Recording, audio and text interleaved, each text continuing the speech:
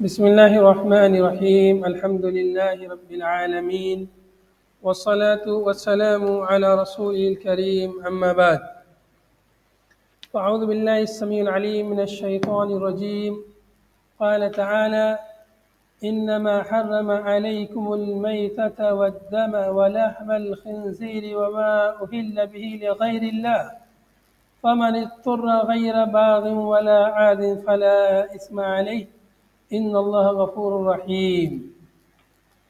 قال المفسر رحمه الله في تفسير هذه الآية: إنما حرم عليكم الميتة والدم ولحم الخنزير، یہاں تک وما أهل لغير الله به وما أهل به لغير الله، یہاں تک آیت کی تفسیر ہم کل کے درس میں پڑھ چکے ہیں. آگے ہے فمن اضطر. وما أهل به لغير الله کا مطلب اور چلیے آیت مکمل دیکھ لیجئے. انما حرم علیکم المیتہ، یقیناً حرام قرار دیا اللہ تعالیٰ نے تمہارے اوپر میتہ، مردار کو. میتہ اصل میں میتہ تھا، اسی سے تخفیف کر کے میتہ ہو گیا.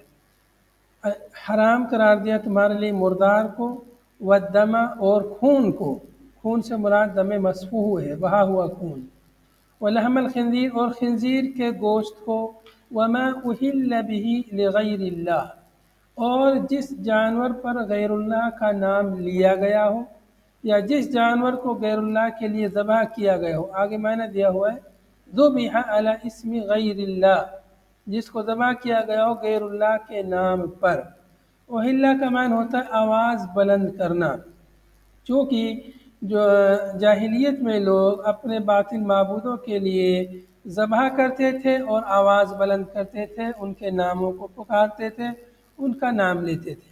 تو یہ اس طرح سے جو غیر اللہ کے لیے ذبح کیا گیا ہو، یا غیر اللہ کے نام سے ذبح کیا گیا ہو، یا ایسی جگہ پہ ذبح کیا گیا ہو جہاں غیر اللہ کے لیے ذبح کیا جاتا ہے، وہ سب اس مفہوم میں داخل ہیں. ان کا کھانا جائز نہیں ہے، اس لیے کہ اس کو غیر کے نام پر یا غیر اللہ کی تعظیم کے لیے یا غیر اللہ کو خوش کرنے کے لیے اس کو ذبح کیا گیا ہے، تو وہ جائز اور درست نہیں ہے اس کا کھانا. کوئی کہے گا کہ مہمان آتے ہیں تو مہمان کے لیے ذبح کرتے ہیں، تو مہمان کی مہمان نوازی کے لیے جو ذبح کرتے ہیں اس پر بھی ہم اللہ کا نام لیتے ہیں، اور اللہ ہی کا حکم ہے کہ مہمان کی مہمان نوازی کرو. حدیث میں مہمان نوازی کا جو ہے ذکر آتا ہے، تو وہ جو ہے اللہ کو راضی کرنے کے لیے، اللہ کو خوش کرنے کے لیے ہے کہ اللہ کے حکم کی ہم فرما برداری کر رہے ہیں، اللہ کے حکم کو بجا لا رہے ہیں. اس طرح سے وہ اس حکم میں داخل نہیں ہوگا. یا جو ہم عقیقے کے وقت ذبح کرتے ہیں، کوئی کہے کہ یہ بچے کے لیے نہیں، اللہ ہی کے لیے وہ بھی ذبح ہوتا ہے، اللہ کے شکرانے کے لیے کہ اللہ نے یہ نعمت سے نوازا ہے، وہ بھی اللہ ہی کے لیے ذبح ہوتا ہے. تو یہاں پر وما اہل، اس کا نو دیا جس پر پکارا گیا ہو، ہے جانور کو ذبح کرتے ہو غیر اللہ کا نام پکارا گیا ہو، یا غیر اللہ کے لیے جس کو ذبح کیا گیا ہو. اب یہ چاروں چیزیں کی حرمت یہاں بیان ہوئی: میتہ، دم، لحم خنزیر اور وما اہل به لغیر اللہ. اس کے بعد فرمایا کہ فمن اضطر، چنانچہ جو مجبور ہو گیا، غیر باغ ولا عاد فلا اثم علیہ.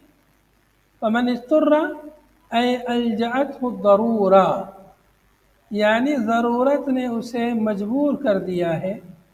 اضطر الجئ بضرورت، اضطر فمن اضطر اے الجأته الضرورہ، ضرورت نے اسے مجبور کر دیا ہے، الی اکل شیء، کچھ کھانے کی طرف، مما اس میں سے ذکر جس کا پیچھے ذکر ہوا. مذکورہ بالا چیزوں میں سے کسی چیز کے کھانے کی طرف ضرورت نے اسے مجبور کر دیا ہے. مطلب کوئی آدمی اتنا بھوکا ہے کہ وہ اگر کچھ نہیں کھائے گا، اس کے پاس کھانے کے لیے کچھ نہیں ہے سوائے ان حرام چیزوں کے، اگر نہیں کھائے گا تو مر جائے گا، تو یہ ضرورت ہو گئی. تو ایسی ضرورت کی صورت میں، ایسی مجبوری کی صورت میں ان حرام کردہ چیزوں میں سے اتنا کھانا جائز ہے جس سے اس کی جان بچ جائے، جس سے اس کی جان بچ جائے۔ تو مجبوری کی صورت میں حرام کردہ چیزیں ضرورت کی حد تک جائز ہیں، جس سے ضرورت پوری ہو جائے۔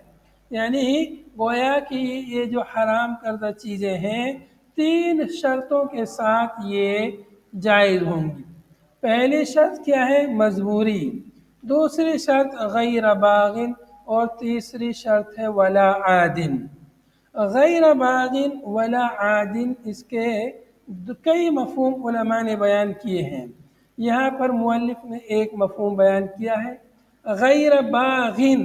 باغن کا مطلب مؤلف نے لیا ہے باغی یعنی بغاوت کرنے والا، خروج کرنے والا حاکم وقت پر، خارج علی المسلمین، مسلمانوں پر خروج کرنے والا، مسلمانوں کے خلاف علم بغاوت بلند کرنے والا، یا حاکم وقت کے خلاف علم بغاوت بلند کرے، اس پر اس کی اطاعت اور فرما برداری نہ کرے، اس پر خروج کرے۔ تو یہ ایک مفہوم ہو گیا باغن کا۔ ولا عادن، اور نہ وہ عادی ہو، عادی مطلب ظلم و زیادتی کرنے والا، متعدن علیہم بقطع الطریق، قطع الطریق راستے کو قطع کرنے کے ذریعے ان پر اعتداء کرنے والا نہ ہو، ظلم و زیادتی کرنے والا نہ ہو۔ جو لوگ راستوں میں لوگوں کو لوٹ لیتے ہیں اور ان کے مال کو، سامان کو ہڑپ کر لیتے ہیں، جن کو گنڈے موالی یا چور کہا جاتا ہے، تو ان کو عربی میں قطاع الطریق کہتے ہیں۔ اسی سے ہے کہ جو راستوں کو قطع کر دیتے ہیں، چونکہ جب کسی راستے کے بارے میں یہ معلوم ہو جائے کہ اس راستے میں گنڈے رہتے ہیں، اس راستے میں لٹیرے رہتے ہیں، تو لوگ اس راستے سے سفر نہیں کرتے پھر، یا یہ دیکھتے کہ رات میں وہاں گنڈے رہتے ہیں، لٹیرے رہتے ہیں، تو رات میں سفر نہیں کرتے، یا ہمیشہ رہتے ہیں تو پھر لوگ بہت کم اس میں سفر کرتے ہیں، جس کی وجہ سے راستہ منقطع ہو جاتا ہے۔ تو جن کی وجہ سے راستہ منقطع ہوا، جنہوں نے راستے کو قطع کیا، ان کو قطاع الطریق عربی میں کہا جاتا ہے، یعنی راستے کو کاٹنے والے، گنڈے، لٹیرے۔ تو یہاں پر عادل مطلب جو لوگوں کے مال کو، اموال کو لوٹ لیتے ہیں۔ اس طرح سے کیا مفہوم ہوا؟ پہلا مفہوم ہے حاکم وقت کے خلاف بغاوت کرنے والے، اور حاکم کی جو رعایا ہے، اس کی جو امت ہے، اس کے اوپر ظلم و زیادتی کرنے والے، ان کے مال کو لوٹنے والے۔ تو ایسے لوگوں کے لیے مجبوری میں بھی جائز نہیں ہے۔ جو لوگ مسلمانوں کے خلاف یا مسلمانوں کے حاکم کے خلاف بغاوت کریں اور مسلمانوں کے راستوں کو قطع کریں، ان پر ظلم و زیادتی کریں، عدوان کریں، سرکشی کریں، تو ایسے لوگوں کے لیے مجبوری میں جائز نہیں ہے۔ تو کیا مفہوم ہوا؟ دیکھیں گے آیت کو، فَمَنِ اضْطُرَّ غَيْرَ بَاغٍ وَلَا عَادٍ فَلَا إِثْمَ عَلَيْهِ، تو جو مجبور ہو بغیر کسی سرکشی کے، بغیر کسی زیادتی کے، اور بغیر کسی بغاوت کے، تو اس پر کوئی گناہ نہیں ہے فی اکلی، ان کو کھانے میں، مذکورہ چیزوں کو کھانے میں اس پر کوئی گناہ نہیں ہے، جو یعنی مجبور ہو اور وہ باغی نہ ہو اور عادی نہ ہو، معتد نہ ہو، ظلم و زیادتی کرنے والا نہ ہو۔ تو یہ ایک مفہوم ہو گیا۔ دوسرا مفہوم غیر باغن ولا عادن کا یہ ہے کہ غیر باغن یعنی غیر مبتغن، چاہنے والا نہیں ہے۔ جو مجبور آدمی ہے وہ نہیں چاہتا کہ اس کو کھائے جو چیزیں پیچھے گزری ہیں، ان کی اس کے اندر شہوت نہیں ہے، رغبت نہیں ہے کہ وہ کھائے، لیکن مجبوری کے تحت وہ کھا رہا ہے۔ غیر باغن یعنی غیر مبتغن، یہی معنی زیادہ صحیح اور اولا ہے کہ جو سیاق کے حساب سے غیر باغن یعنی غیر مبتغن، رغبت نہیں رکھتا ہے، چاہتا نہیں ہے کھائے، لیکن مجبوری کے تحت کھا رہا ہے۔ ولا عادن، ولا عادن یعنی متجاوز، ولا متجاوز الحد، حد سے زیادہ تجاوز کرنے والا نہیں ہے، یعنی جب کھا رہا ہوتا ہے مجبوری کے تحت میں، نہ چاہتے ہوئے، تو اتنا کھائے جتنی ضرورت ہے، یہ نہیں کہ اس ضرورت سے زیادہ پیٹ بھر کے کھائے۔ ضرورت سے زیادہ کھائے گا، ضرورت کتنی ہے، تھوڑا سا کھا لے تاکہ مرے نا، تاکہ موت سے بچ جائے، لیکن زیادہ کھائے گا، پیٹ بھر کے کھائے گا تو یہ اعتداء ہے، یہ ضرورت سے زیادہ یہ کیا ہے، یہ اعتداء ہے، یہ زیادتی ہے، یہ ظلم ہے گویا کی۔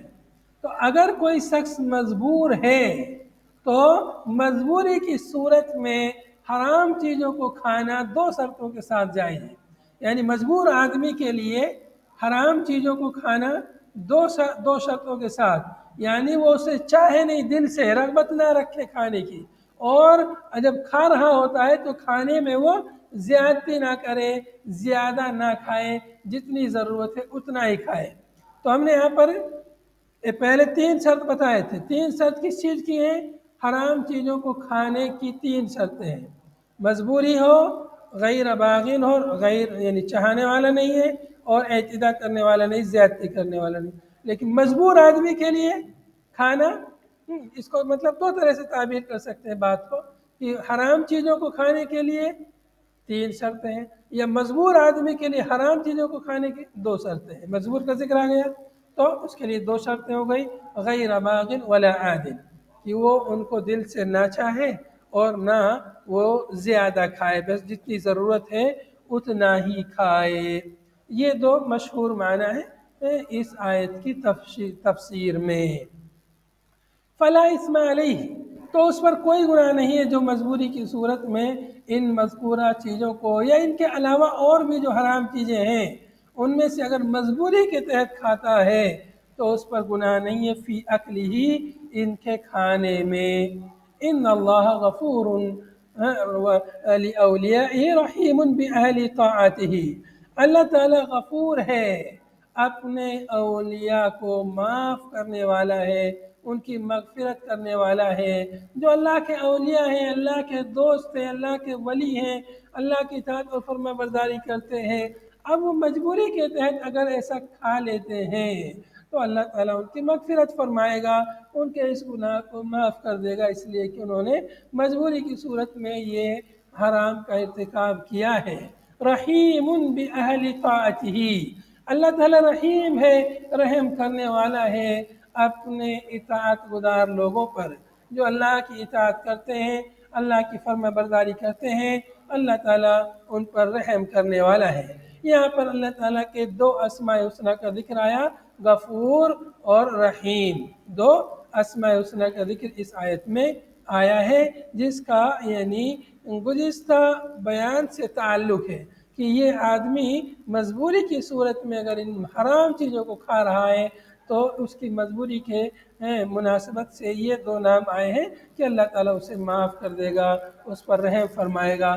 حیث وسع لهم فی ذلک، اس اعتبار سے کہ اللہ تعالیٰ نے ان کے لیے اس سلسلے میں وسعت رکھی ہے، کشادگی رکھی ہے، ایسا نہیں کہ ان کو مجبوری کی صورت میں بھی ان کے لیے اس کو جائز نہیں قرار دیتا، تو ایسی صورت میں انسان جو ہے بھوکا مر جاتا۔ لیکن اللہ رب العالمین نے انسان کی مجبوری کا بھی خیال رکھا ہے۔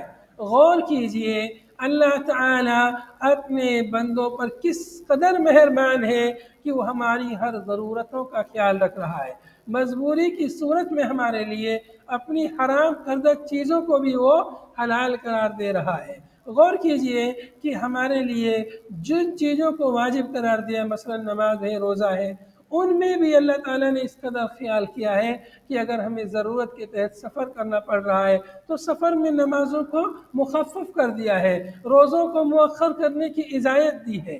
کس قدر اللہ تعالیٰ وہ اپنے بندوں پر مہربان ہے، کس طرح ہمارے لیے وسعت اور کشادگی پیدا کرتا ہے۔ آگے مؤلف فرماتے ہیں وَخَرَجَ الْبَاغِيُّ وَالْعَادِي وَيُلْحَقُ بِهِمَا كُلُّ عَاسٍ بِسَفَرِهِ كَالْآبِقِ وَالْمَكَّاسِ، اور باغی اور عادی نکل گیا، یعنی جو آدمی بغاوت کرنے والا ہے اور جو سرکشی کرنے والا ہے ان کے لیے یہ چیزیں جائز نہیں ہیں، چونکہ غیر باغن ولا عادن کہا ہے، مطلب یہ مجبوری کی صورت میں کس کے لیے جائز ہے؟ جو نہ باغی ہو اور نہ عادی ہو، نہ بغاوت کرنے والا ہے نہ دشمنی کرنے والا ہے، نہ ظلم و زیادتی اور عدوان کرنے والا ہے۔ تو مطلب جو ظلم و زیادتی کرے گا، جو عدوان کرے گا، جو بغاوت کرے گا، اس کے لیے مجبوری کی صورت میں جائز نہیں ہے۔ تو جو پہلا معنی ہے اس معنی کی روشنی میں، جو معنی یہاں ذکر کیا مؤلف نے، اس معنی کی روشنی میں تو باغی بغاوت کرنے والا، امام وقت کے خلاف، مسلمانوں کے خلاف بغاوت کرنے والا ہے، اس کے لیے جائز نہیں ہے، یہ حرام کردہ چیز ہے، یہ مفہوم ہوا۔ والعادی، اور عادی جو ظلم و زیادتی کر رہا ہے، مسلمانوں کو لوٹ مار کر رہا ہے، تو مجبوری میں اس کے لیے یہ چیزیں جائز نہیں ہوں گی۔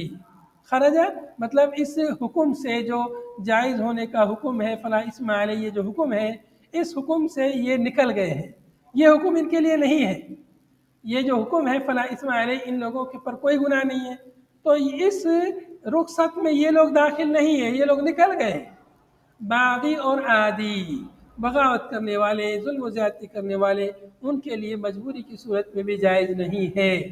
مؤلف نے جو یہ تفسیر بیان کی ہے، امام شافعی رحمۃ اللہ علیہ نے یہ تفسیر بیان کی ہے، اسی حساب سے چونکہ مؤلف کا تعلق امام شافعی رحمۃ اللہ علیہ سے ہے اور ان کے مدرسے سے ان کی نسبت ہے۔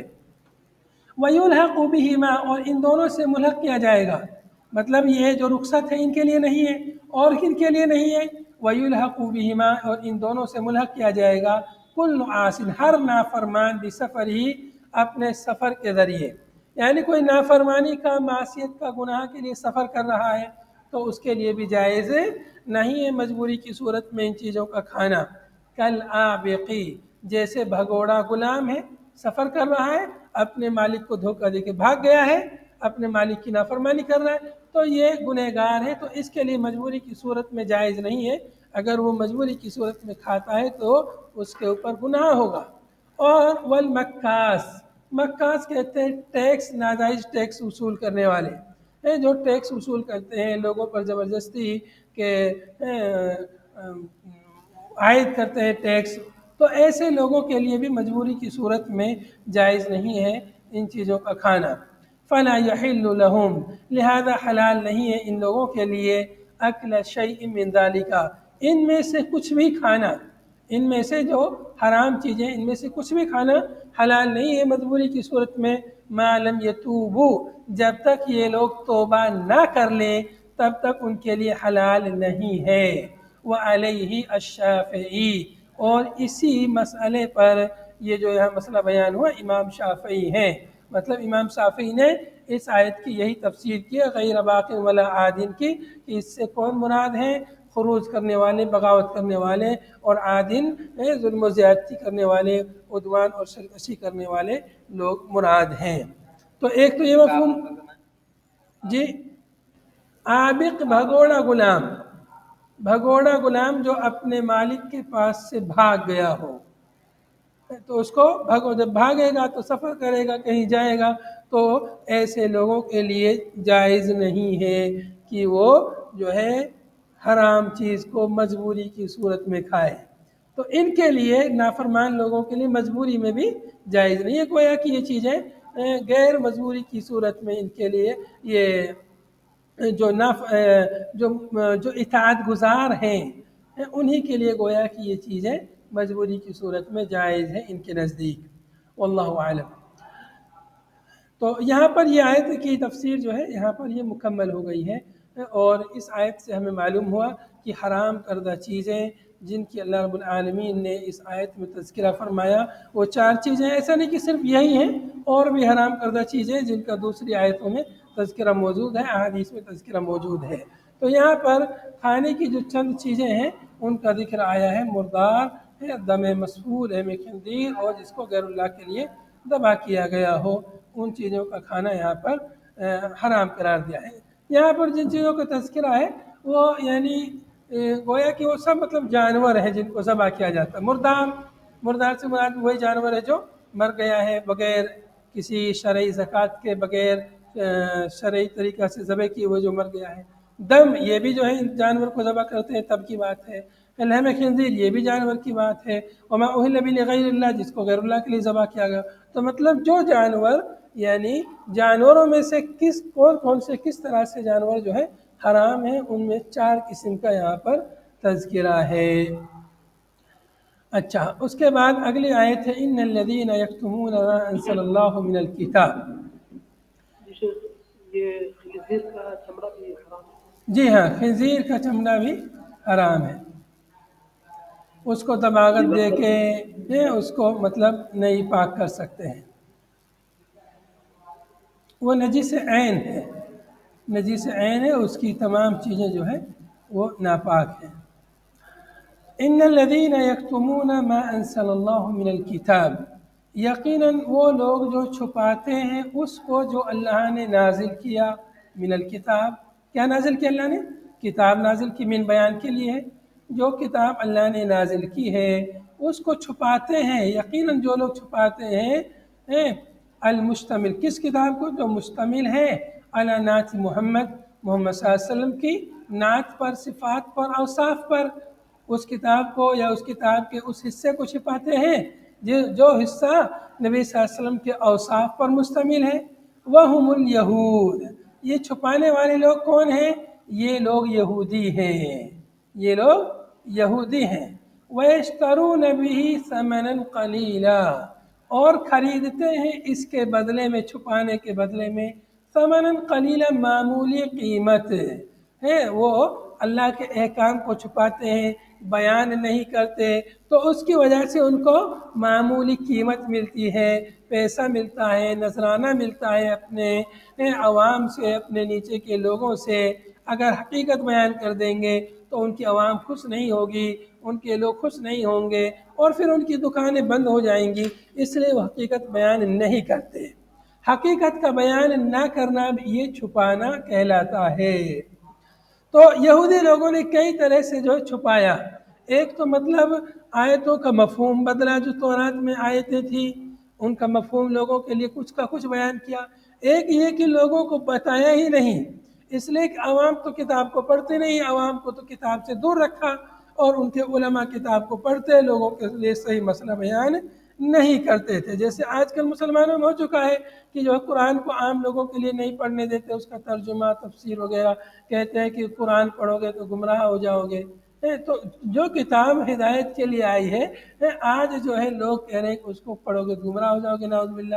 کیوں لوگوں کو منع کرتے ہیں؟ اس لیے کہ قرآن میں توحید کی باتیں ہیں، لوگ توحید کو سیکھ جائیں گے تو لوگ اعتراض کریں گے قبر کے پجاریوں پر، قبروں کی پوجا پر، قبروں پر ہونے والی بدعات اور خرافات کو سمجھ جائیں گے، اس لیے لوگوں کو قرآن پاک سے دور رکھتے ہیں۔ تو ایسے ہی یہ یہودی لوگ کرتے تھے، لوگوں کو دور رکھتے تھے اللہ کی کتاب سے، اور خود ان کے لیے صحیح مسئلے بیان نہیں کرتے تھے اور حقیقت کو چھپاتے تھے۔ کیوں؟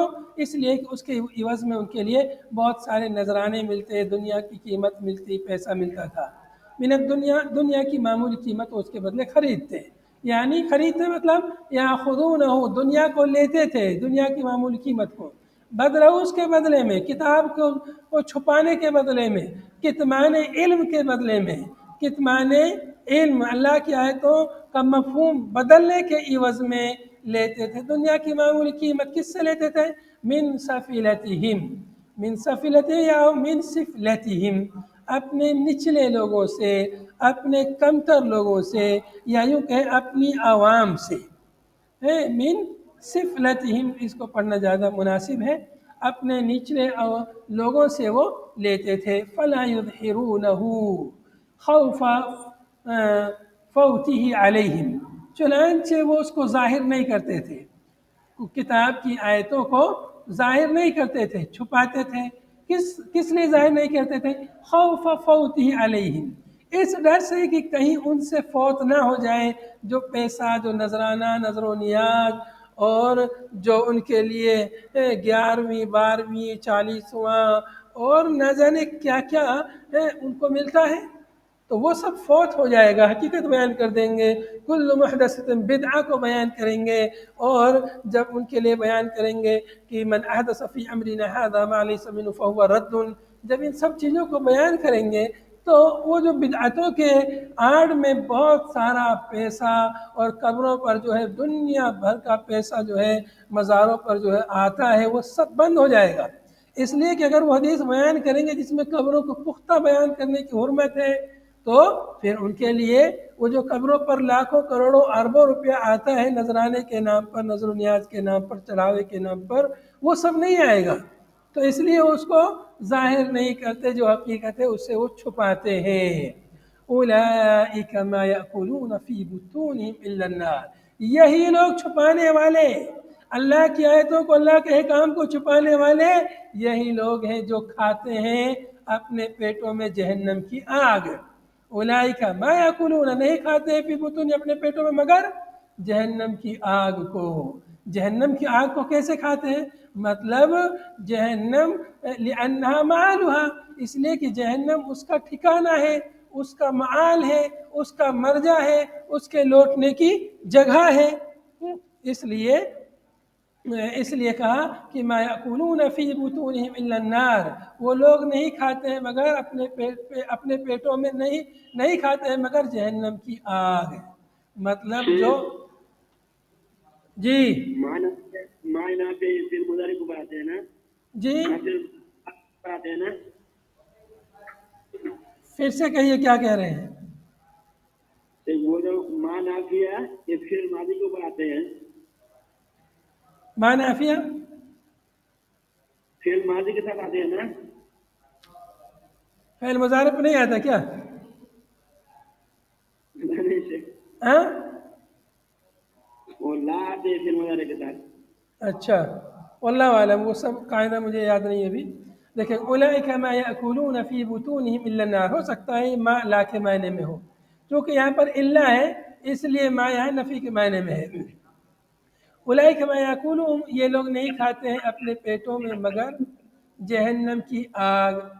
جہنم کی آگ مطلب جو یہ دنیا کی قیمت کھا رہے ہیں، دنیا کی قیمت کھا رہے ہیں، دنیا کا پیسہ لے رہے ہیں، یہ دراصل جہنم کی آگ ہے، چونکہ اس کے سبب یہ لوگ جہنم میں جائیں گے، ان کے اس عمل کا انجام جہنم ہے، اس لیے کہا کہ ما یأکلون فی بطونہم الا النار ولا یکلمہم اللہ یوم القیامۃ ولا یزکیہم، اور اللہ تعالیٰ ان سے کلام نہیں فرمائے گا قیامت کے دن، اللہ تعالیٰ قیامت کے دن ان سے گفتگو نہیں کرے گا، غضباً علیہم، ان پر غصہ ہوتے ہوئے ان سے گفتگو نہیں کرے گا، تو مطلب ان سے حساب و کتاب بھی نہیں ہوگا۔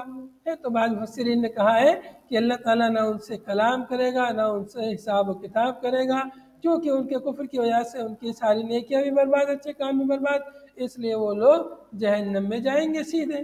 یا بعض نے کہا ہے کہ مطلب اللہ تعالیٰ ان سے پیار سے گفتگو نہیں کرے گا، غصے سے بات کرے گا، یا ایک ہی کچھ خاص اوقات میں بات نہیں کرے گا، حساب کے وقت بات کرے گا، واللہ عالم۔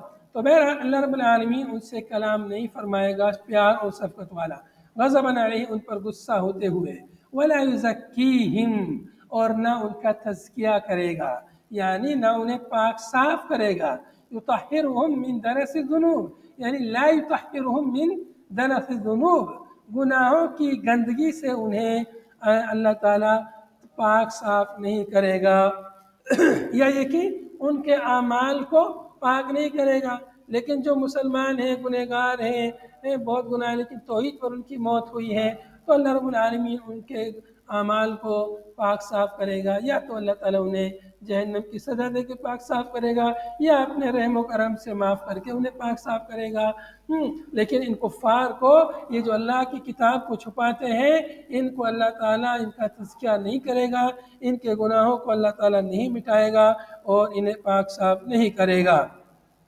وَلَهُمْ عَذَابٌ أَلِيمٌ، دانت کا معنی کیا بتائیں؟ گندگی، ناپاکی، گناہوں کی گندگی سے، اللہم باعث میں جو دعا پڑھتے ہیں نماز استفتاح میں، اس میں بھی من الدنس کا لفظ ہے۔ وَلَهُمْ عَذَابٌ أَلِيمٌ، اور ان کے لیے دردناک عذاب ہے، مؤلم، المناک عذاب ہے، هو النار، اور وہ عذاب کیا ہے؟ وہ جہنم کا عذاب ہے۔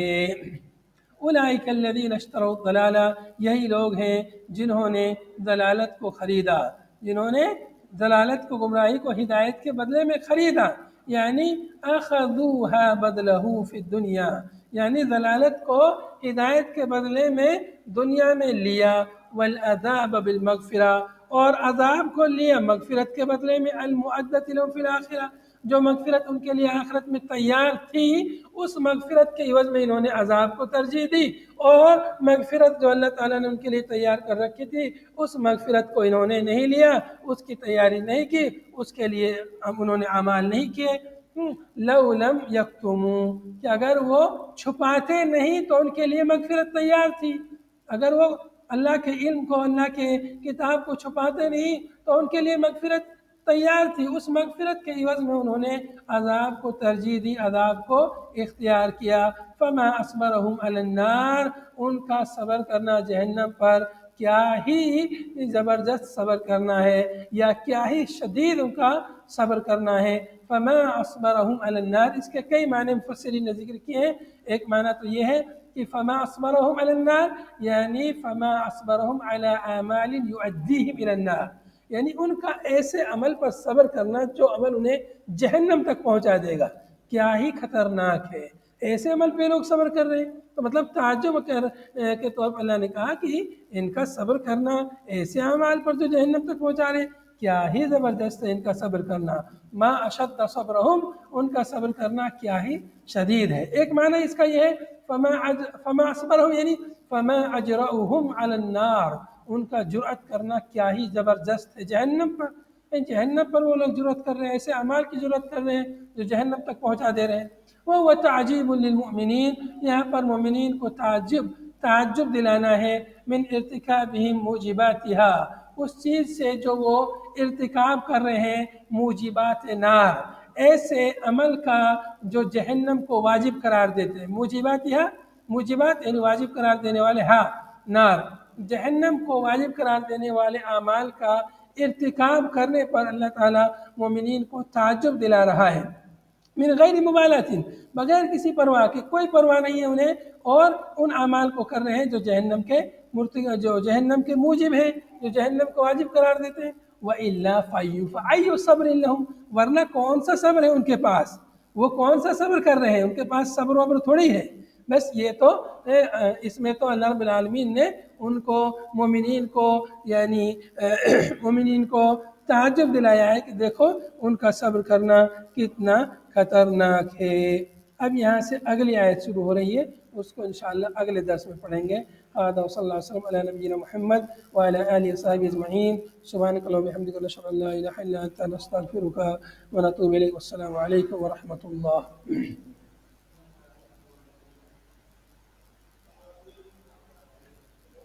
ویسے اس آیت کا تعلق اسی سے ہے، کیونکہ وقت کم ہے، اگلے درس میں پڑھیں گے انشاءاللہ۔ السلام علیکم۔